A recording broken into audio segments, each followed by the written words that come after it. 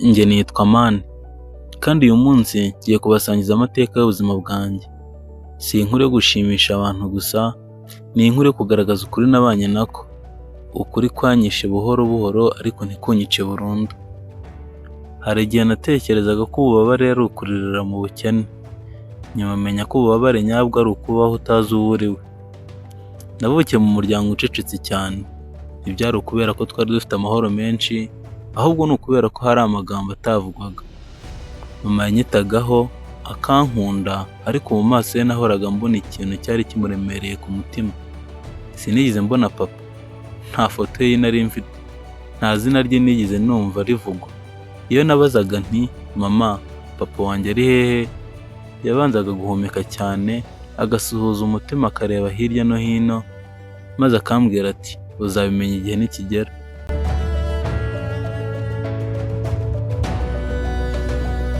Ubwo nabyirutse ndi umwana ucecetse. Mu ishuri nabonaga abandi bana bazanwa na base, bakabaramutsa, bakabakorera utuntu duto. Njye narabarebaga umutima ukambaza uti ese nanjye nzigera mbona uwanjyana ku ishuri? Hari umunsi twari dufite umunsi w'ababyeyi ku ishuri. Abana bose bari bazanye ababyeyi babo. Njye nazanye mama gusa. Umwarimu umwe yarambajije ati papa wawe ari he?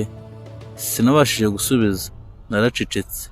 Iryo joro naryamye ntarize, ariko umutima wanjye uri kuririramo imbere. Nibwo bwa mbere numvise ko uri umuntu utigeze umenya. Igihe cyarashize ndakura, mama akomeza gukomera ku kintu kimwe, kutambwira ukuri.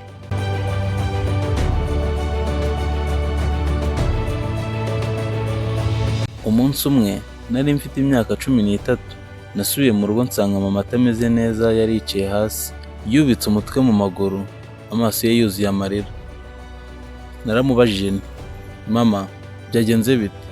Yararebye arambona, aravuga ati Amani, hari ibintu bimwe umwana atamenya akiri muto, ariko iyo igihe kigeze kubihisha biba ari icyaha. Ayo magambo yambanye manini, sinari nzi icyo ashatse kuvuga, ariko numvise ko hari ikigiye guhinduka. Iryo joro yararwaye cyane. Abaturanyi baraje bamujyana kwa muganga, njye bansiga mu rugo. Mu nzu harimo ituze ridasanzwe. Imvura igwa buhoro buhoro, nkaho iri kuririra hamwe nanjye. Nibwo numvise umutima wanjye umbwira uti niba hari ibanga, uyu niwo mwanya wo kurimenya. Ninjiye mu cyumba cya mama, nkingura akabati yakundaga gufungiramo imbere. Habamo impapuro nyinshi zishaje, ariko ijisho ryanjye ryahise rifata ibaruwa imwe iriho izina ryanjye. Narayifashe, amaboko aratitira, numva umutima urahagaze. Nari mfite ubwoba bwo kuyifungura, ariko nanone mfite inyota yo kumenya ukuri. Nayifunguye buhoro buhoro. Umurongo wa mbere wanditsemo wavugaga uti Amani, niba uri gusoma iyi baruwa, bivuze ko natsinzwe kuguhisha ukuri. Amaso yanjye yuzuye amarira.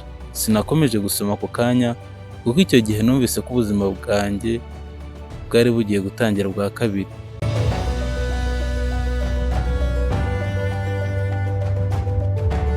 Ubwo nahagurutse mu cyumba cya mama njya mu cyanjye. Iryo joro nicaye mu cyumba cyanjye mfite iyo baruwa mu ntoki. Sinayisoma ariko sinayisiga. Yari iremereye kurusha igitabo cyose nigeze gufata. Natekerezaga mama, ntekereza uko yankundaga ariko akananyima ukuri. Nibajije inshuro nyinshi nti ese urukundo rushobora kujyana n'ikinyoma? Iryo joro sinasinziriye.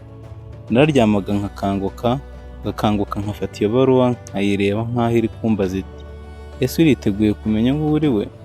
Mu gitondo nabyutse numva ndi undi muntu. Nagiye ku ishuri, ariko umutima wanjye wari uri mu rugo hafi y'iyo baruwa. Umwarimu yarigishaga ariko sinumvaga. Abana barasekaga ariko sinabibonaga. Nari natangiye kwiyumva nk'umuntu utabereye aho ari. Hari umwana wigeze kumbwira ati Amani, kuki wowe ucecetse? Sinamubwiye ko hari ibintu bimwe bituma umuntu aceceka atabishaka. Nagarutse mu rugo nimugoroba, mama yari atarataha kwa muganga. Nari njyenyine, nongera gufata iyo baruwa. Noneho niyemeza kuyifungura kuko ntari nkiri umwana w'ubwoba. Uwo munsi natashye ndi umuntu ushaka ukuri niyo kwaba kubabaza. Nyisoma buhoro buhoro, umurongo ku murongo, ariko uko nasomaga niko numvaga ikintu gisenyuka imbere muri njye.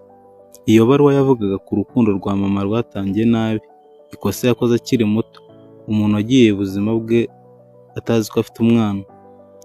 Yari umuntu nari narabonye mu buzima bwanjye. Icyo gitekerezo cyantwaye umutima, naravuze nti oya, ibi ntibishoboka. Ariko amagambo yari yanditse ntiyanyemereraga guhunga. Nafunze amaso, nashatse kwibagirwa, ariko ukuri kwari kwamenyekanye. Icyo gihe nibwo natangiye kumenya ko ubuzima bwanjye bwari inkuru itari yanjye njyenyine, ko hari abandi bantu bari baranyanditseho batabizi. Nicaranye n'iyo baruwa amasaha menshi, nongera kuyisoma, nongera kurira.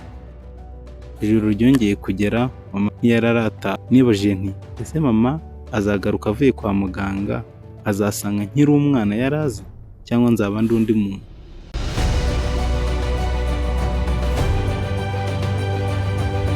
Mu by'ukuri nubwo nasomaga iyo baruwa, nta kintu na kimwe nigeze nsobanukirwamo. Nicaranye n'iyo baruwa igihe kirekire, amasaha aricuma nk'aho adashaka kurangira. Imvura yari yahagaze, ariko mu mutima wanjye ho hari igihu cyari gitangiye kwiyubaka. Hari amagambo nari nasomye, hari nayo ntashoboraga gukomeza. Nari ngeze ku murongo wanditse uti ntacyo nigeze nkubwira kuri so, kuko uwo muntu atari uwo nashoboraga kukwereka uko byari bimeze icyo gihe. Nahise mpagarika gusoma. Iryo jambo so ryari rihindutse igikoresho cy'iterabwoba. Nafunze iyo baruwa, nyishyira hasi, ndeba mu kirere, ndavuga nti ese ndinde? Ese nkiri umwana wa mama gusa, cyangwa hari undi muntu wagize uruhare mu kubaho kwanjye? Mu kanya gato numvise ijwi hanze y'inzu. Hari umuntu wakomanze ku muryango. Umutima wanjye wari wahagaze. Narebye ku isaha, mbona ni nijoro cyane. Nibajije nti ninde waza kunsura kuri izi saha? Nakomeje kwicecekera. Uwo muntu yongera gukomanga buhoro nk'aho atinya. Muri ako kanya sinzi ukuntu nitegereje iyo baruwa, mbona mu nguni yayo, ndebye neza mbona handitseho izina rimwe. Iryo zina nkaba narigeze kuryumva mu matwi yanjye, ariko sinigeze ntekereza ko rifitanye isano n'amaraso yanjye. Mbere yuko mfata icyemezo cyo gukomeza gusoma cyangwa gufungura umuryango, ijwi rya mama ryahise ryumvikana hanze rimbwira riti Amani, fungura. Sinari nzi niba nshaka kumubona cyangwa kumuhunga. Ubwo icyo gihe numvise neza ko nimfungura uwo muryango, nta kintu na kimwe mu buzima bwanjye cyari kongera kuba nk'uko cyahoze. Icyo nasomye ku izina ryo muri iyo baruwa nicyo mama yaje kumbwira iryo joro. Nishyizemo akanyabugabo, kuko numvaga ko n'ubundi ukuri kose nakumenye, ariko nkaba nkiri mu rujijo. Nibwo nafunguriye mama, naramwinginze. Icyo nasomye ku izina ryo muri iyo baruwa nicyo mama yaje kumbwira iryo joro. Gusa icyo kintu noneho nicyo cyatumye numva meze nk'ufashwe n'amashanyarazi. Reka tuzabone mu kindi gice gikurikiraho.